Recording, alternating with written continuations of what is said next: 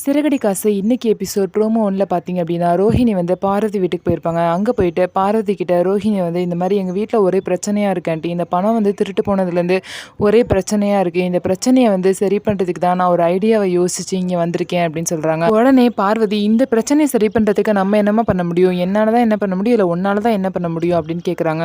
அதுக்கு ரோஹிணி வந்து அவங்களோட தாலி செயின் எடுத்து இங்கே பாருங்க ஆண்டி அப்படின்னு சொல்லிட்டு பார்வதி கிட்ட காமிக்கிறாங்க. என்னம்மா புதுசாக தாலி செயின் எடுத்தியா அப்படின்னு கேட்குறாங்க. இல்லை ஆண்டி, இது கவரிங் அப்படின்னு சொல்லிட்டு சொல்கிறாங்க. என்ன மனோஜ் இப்போ தானே உனக்கு புதுசாக தாலி செயின் வாங்கி கொடுத்தான், இப்போ கவரிங் சொல்கிற அப்படிங்கிறாங்க. நான் என்னோட தாலி செயின் அப்புறம் இன்னும் கொஞ்சம் செயின் எல்லாத்தையும் வச்சு காசு ரெடி பண்ணியிருக்கேன் ஆண்டி அப்படின்னு சொல்கிறாங்க. இந்த மாதிரி எனக்கு ஃபேமிலியோட சந்தோஷம் தான் முக்கியம் அப்படின்னு சொல்லிட்டு ரோஹிணி வந்து பார்வதி கிட்ட சொல்கிறாங்க. என்னம்மா ஏமா நீ இந்த மாதிரிலாம் பண்ணிட்டு இருக்க? பணம் வந்து திருட்டு போச்சு, அது வந்து யார் திருடுனா அப்படின்னு தெரியல. கண்டிப்பாக மீனா திருடி இருக்க மாட்டான்னு எனக்கு தெரியும். அது வந்து திருடுனாங்க யாருன்னு எனக்கு தெரியல. அதனால அந்த பிரச்சனை எதுக்குமா நீ உன் தலையில் போட்டுக்கிற? அந்த மாதிரி வந்து பார்வதி வந்து ரோஹிணி கிட்ட கேட்குறாங்க. இல்லை ஆண்டி, எனக்கும் நல்லாவே தெரியும் இது வந்து மீனா வந்து இந்த வேலையை பண்ணியிருக்க மாட்டாங்க அப்படின்னு நல்லாவே தெரியும். ஆனால் இந்த விஷயம் நடந்ததுலேருந்து அன்குலுக்கும் ஆண்டிக்கும் ஒரே பிரச்சனையாக இருக்குது. அவங்க பிரிஞ்சிருவாங்களோன்னு சொல்லிட்டு எனக்கு பயமாக இருக்குது.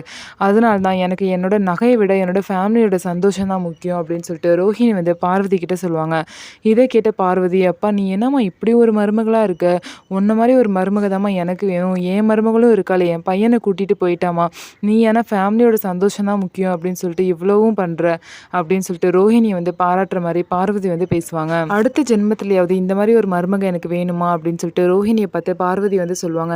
சரி ஆண்டி, நீங்கள் வந்து இந்த பணத்தை வந்து விஜய் ஆண்டி கிட்ட கொடுத்துருங்க அப்படின்னு சொல்லிட்டு பார்வதி கையில் 2 லட்சத்துக்கு கொடுத்துட்டு, இந்த மாதிரி வந்து நான் ஒழுங்காக தேடலை, சாரிக்கு பின்னாடி தான் இருந்துச்சு இந்த பணம் அப்படின்னு சொல்லிடுங்கன்னு சொல்லிட்டு ரோஹிணி வந்து பார்வதி கிட்ட ஐடியா கொடுத்துட்டு, அதுக்கப்புறம் நான் வீட்டுக்கு போனதுக்கப்புறம் ஒரு 1/2 மணி நேரம் கழிச்சு நீங்கள் கால் பண்ணுங்க ஆண்டி அப்படின்னு சொல்லிட்டு ரோஹிணி வந்து அங்கேருந்து கிளம்புவாங்க.